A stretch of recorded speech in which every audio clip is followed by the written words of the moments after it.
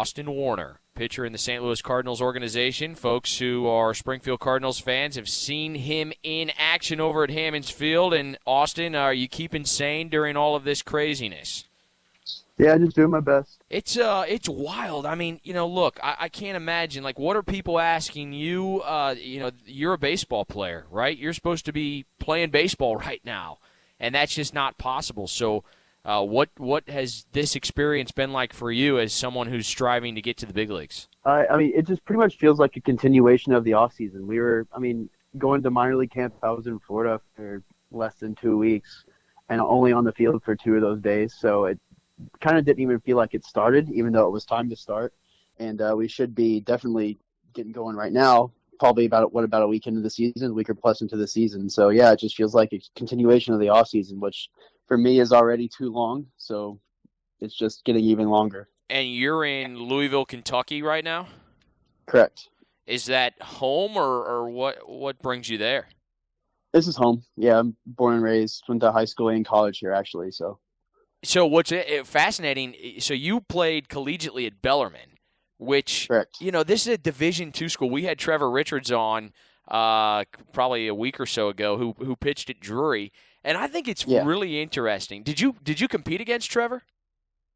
I know the name. I'm not really sure. I think he was a few years older than me, so maybe like my senior year.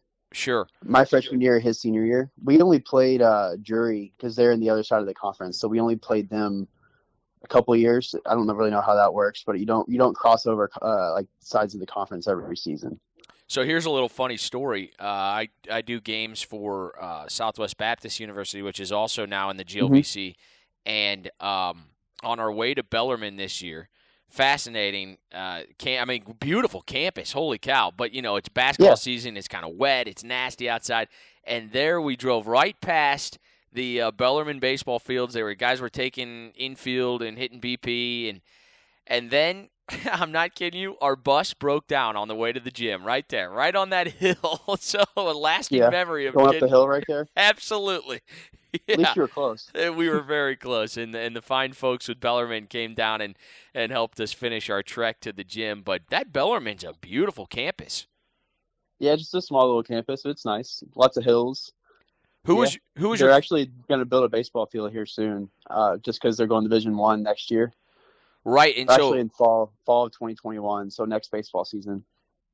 So are there? I don't know. You might not know this either, but are there standards that have to be met when you do go to D1 in terms of facilities?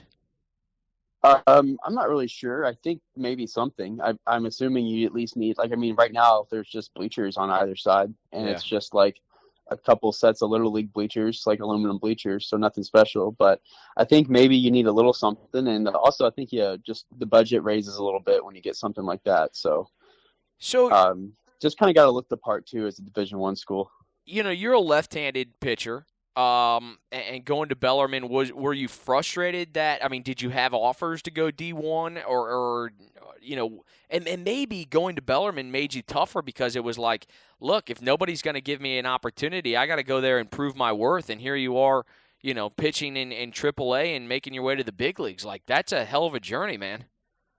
Yeah, with Bellarmine, I just knew it was home, obviously, and it was somewhere close. It was somewhere where I would go, and I knew I would pitch right off the bat. I knew I'd get innings my freshman year versus I had other preferred walk-on spots like Eastern Kentucky and Kentucky, but it just didn't seem like I wanted to go somewhere and sit out a freshman year and maybe get 10 innings a sophomore year and then turn around and have not really pitched in a while besides maybe summer ball. So yeah, I think Bellarmine definitely gave me that little maybe a little push, just being Division II, kind of coming out of high school thinking that not that I was better than Bellarmine, but thinking I could be somewhere else.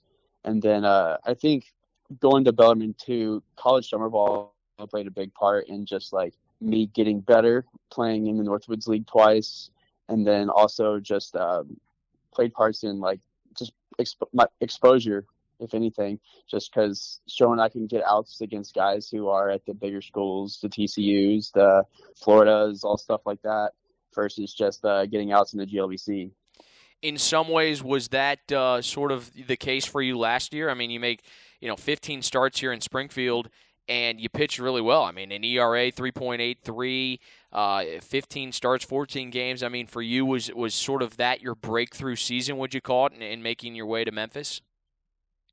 I guess last year was a good year for me. I had 18 was good too. Like 18, I started out the year in High A Palm Beach and All-Star there, and then came up to DoubleA there for 6 or 7 starts, then went to TripleA, and then part of that TripleA National Championship team, which was really cool. But yeah, I mean, the last 2 years, it's just staying consistent. That's all it is at different levels. It's just getting consistent outs versus have a good game here, have a bad game there, and then be average in between. You just got to kind of stay on the same level and just keep getting outs, keep throwing your innings, especially someone like me, a left-handed pitcher who, I mean, I'm not overpowering. I just kind of pitch. So just got to keep getting your outs. Austin Warner is our guest here on Jock 98.7, left-handed pitcher in the St. Louis Cardinals organization. When you think back on Springfield, what stands out? I love the atmosphere at Springfield, like compared to any other place that I play in the minors, like Springfield, especially like once you get towards the middle of the summer, those weekends, they're packed out. It's always loud. It's always fun. Everyone knows who you are too in the city. It's just a perfect little baseball town. And I mean, the facilities, the stadiums, field's perfect too. I love playing in Springfield, definitely. Man, I mean, just thinking about Hammonds Field, a little batting practice, getting ready on that beautiful field. Brock Phipps and Derek Edwards do such a great job. It wins the Field of the Year almost continuously. Don't you miss it? I mean, damn. Oh yeah, yeah. And it's just just waiting to think about how it's going to be that first day there's baseball back in Springfield. That'll be electric. So I get this question a lot. What's the biggest difference between moving up from Palm Beach High A, getting to DoubleA, and then in your case moving on to TripleA? What's the biggest difference there in terms of those 3 levels? Like I said before, it's just like consistency, like being able to do it daily. Like you have talent in all levels. You have talent in rookie ball that's the same, even sometimes better talent than in AAA, but they just can't put it together all the time. That's what they haven't figured out yet. Is like the 18-year-old who has all the tools in the world, but can't do it day in and day out. In AAA, it's just you got to get there. And as a pitcher, I feel like hitters just become every level same thing. Talent's there no matter what.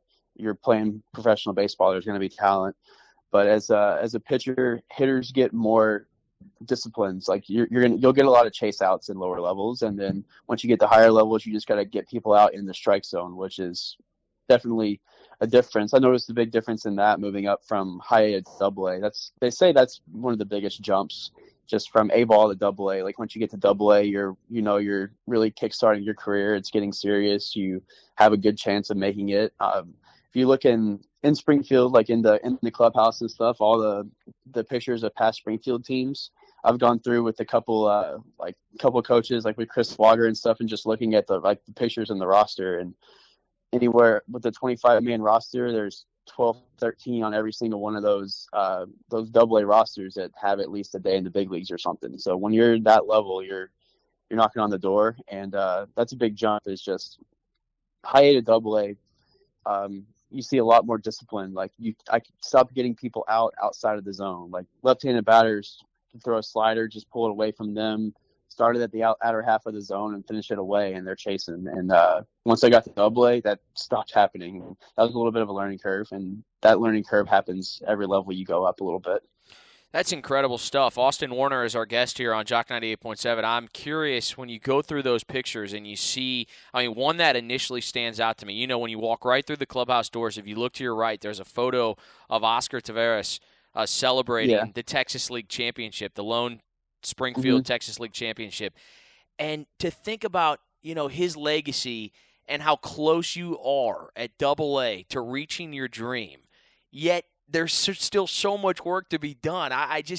What is that like as a ball player to walk through those doors and see those photos? And also, I've heard that in spring training, in minor league camp, they continuously change the photos of the guys up on the wall of players who made their big league debut the year before. So then that, hey, I was teammates with that guy. I shared a clubhouse with him.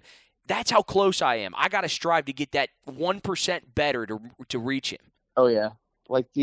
And so in Roger Dean, like walking out the door towards the big league stadium there, there's, I mean, I think it starts with like Yachty and Wayno and like what, 03, 04. Mm-hmm. And it goes all the way up to everyone who's like debuted with the Cardinals or made up with the Cardinals. And right now, I mean, I think there was 6 or 7 new guys last year and 5 or 6 the year before, probably the last 12 plus I've played with on the team. So it is like, whether it's a pitcher who's, I think, is someone that I'm comparable to, or a pitcher who throws 100 miles an hour, or just any hitter in the organization. But yeah, all those guys are teammates either in 2018 in Springfield, 2019 DoubleA, TripleA, any of the levels. So yeah, it's knocking on the door definitely. But yeah, like you said, there's still a lot of work to do. It's still kind of just waiting for your time. Whether like I played in AAA with guys who are definitely ready, like who are definitely big leaguers, and it just kind of, there's nowhere to put them right now, which happens, and that has to suck. But it's just coming in every day, putting in that work just to stay ready and wait for your chance. Sometimes we hear, in Austin Warner, a left-handed pitcher in the St. Louis Cardinals organization, is with us here on the Jock. Sometimes I hear that in AAA, obviously you're up a level, but you can run into almost a stale environment where you got some veteran guys who feel like they should be in the big leagues, but they're not, and so they can get a little bit salty. And not to drop names or share your entire experience, but is that true at all? Have you sensed any of like gripes from guys, and maybe that creates a different environment and something that you just have to learn to deal with? Yeah, that's definitely true. Like AAA the last couple of years was a good mix of the younger prospects and then the older guys who, not even older guys, but just older as in more experienced guys with a couple of years in the big leagues, or even just a few weeks, who think they should be there and probably should, but they're behind someone who's maybe a future Hall of Famer, like stuff like that. But yeah, you definitely see it. And I wouldn't say as much of, there's definitely some gripes and complaints, but it's more of just like it's not vocalized, but you can tell it's there. Like just guys who kind of like, maybe they spent the whole year with another team in the big leagues the year before, and then now they're with the Cardinals and it's July and they haven't been in the big leagues all season. So yeah, that definitely happens. And it's just a little something. Day in and day out, it's just whatever you need to do for yourself. I know it's a team sport, but in the minor leagues, it's all about what you need to do here in like every day for yourself. So you got those guys that are doing that. You just kind of not ignore it, but don't let it affect your day, I guess. Same thing goes with like coming from independent ball. You got guys coming in who were in my shoes, just out of college, thought they were overlooked, wanted to get better every day and get out of there as soon as possible. Not that I didn't have a blast there, but that's not the goal. And then there's guys there who are just there for fun. They're hanging out, playing baseball. So it's different. It's a different environment. It's just kind of keep your mind where your mind needs to be for yourself. I have MLB Network on while we're doing this, and Jose Ramirez just launched a ball off of Garrett Cole, which is a stark reminder of that it can happen to the best of them. But what's that feeling like when somebody just tees off on a pitch, hanging curve? It happens. It's part of the game. I think this year in AAA, my first game in AAA was just it was a hot like Sunday afternoon game in Memphis in late June, I guess, early July, I think late June. And we were playing the Marlins, the New Orleans team playing the Marlins, and I think 2 of my first 4 pitches I threw in over the fence. So it happens. It's just, all right, that happened. That sucked. Let's worry about this one. Short Focus memory, on this next right? pitch and go from there. Short memory is crucial in this game. Especially baseball, yeah. Especially for baseball. Any sport, but definitely baseball. So how would you define Austin Warner as a pitcher? I don't know. It's kind of hard. Like I said, like I'm just a little, not little. That's kind of what we joke about that, because that used to be like going into like rookie ball and A ball, and like I was the undersized lefty from Division II indie ball, undersized lefty who just kind of was there getting outs. And I think for me to be successful, I always say I have to have my pitches, as in like if I don't have my curveball that day, things may get a little tough. Like if I'm throwing all 5 of my pitches, just for strikes, and I don't like to shake off the catcher a whole lot. Not that I'm not dictating my own game, but I feel like the days I'm most successful are the days that I am just executing pitch after pitch, no matter what the count is. If I'm going to throw a 2-0 changeup or a 1-0 curveball or a 0-2 high fastball, anything, just all about executing pitch to pitch. So I think that's a big part of it for me. Hey, we've seen Adam Wainwright be very gracious in terms of, monetarily donating some money to the St. Louis Cardinals minor league players. We've seen Major League Baseball step in. The Cardinals have done their part. I'm sure it's not maybe the amount that we'd all like to see, considering it's a billion-dollar industry, but a little goes a long way. And I know minor leaguers are not made, it's not the checks that we see guys getting signed for in the big leagues. But just not to even see, close. Nope. No, not at all. But I mean, for Yeah. your fellow guys to look and see that you guys play a very important role, what's it mean to you? It's really cool to see like guys like Adam Wainwright do stuff like that. I mean, he's a great guy. Not that you expect anything like that from anyone, no matter how much money they have, but it's really cool that he did it, and it's also cool to see other players doing it in response. Like I know Shin Chu Chu with the Rangers did it as well, and I'm sure there's been more I haven't really heard about.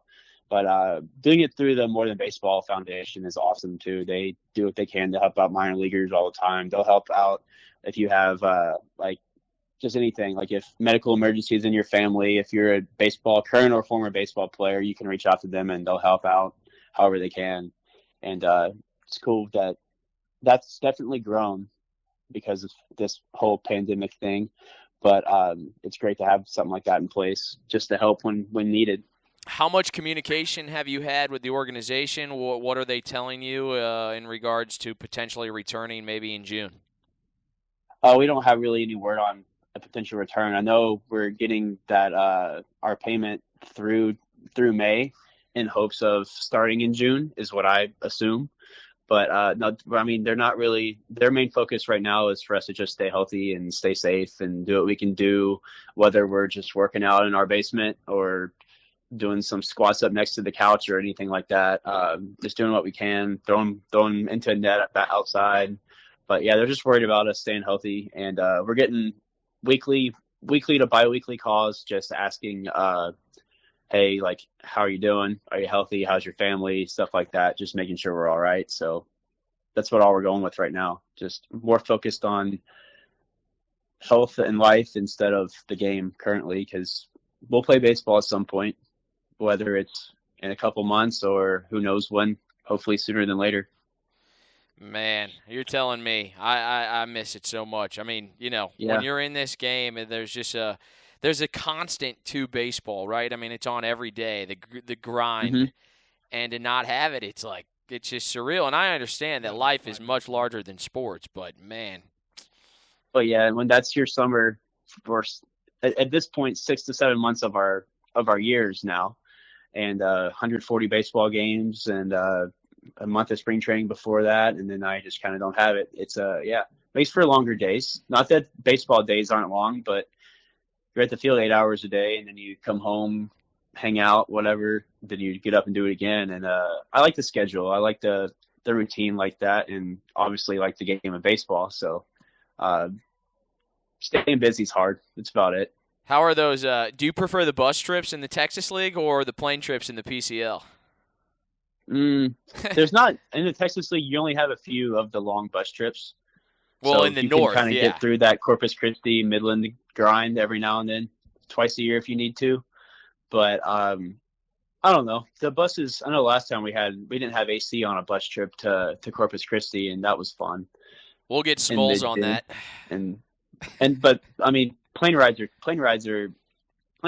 easy. It's quicker, but it's all right. You're leaving at 4 a.m. or you played a game on the West Coast and you're gonna red eye back to Memphis and you're gonna play the next day. Those days are tough too.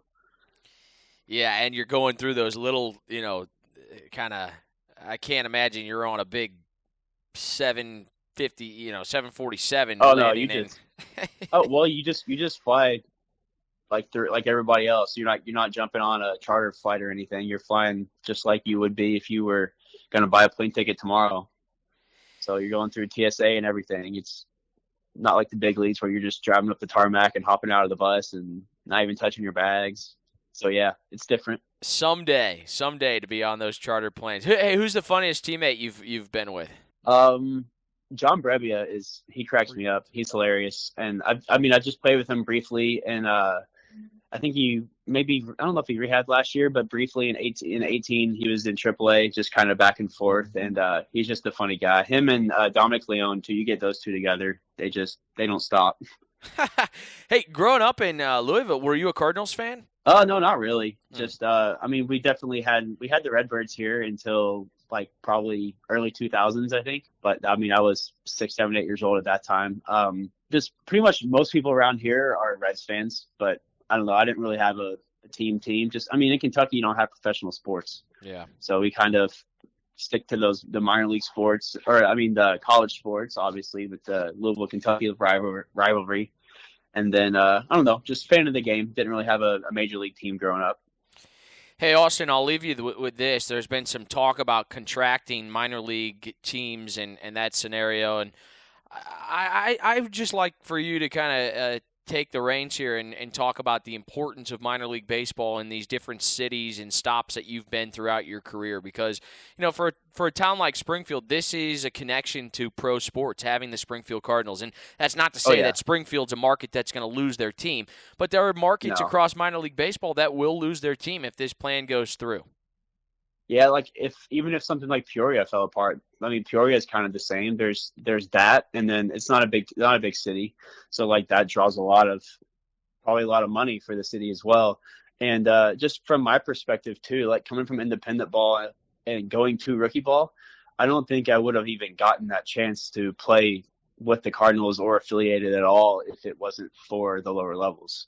So I would definitely be biased against that. As of now, like I could selfishly say I'm in DoubleA and TripleA now, and if getting rid of rookie ball and A ball and short season ball, if you got rid of teams like that, that would mean I would get more money. But I also, if it wasn't for those teams there when I was coming out of independent ball in 17, I would have never probably got a chance to get here.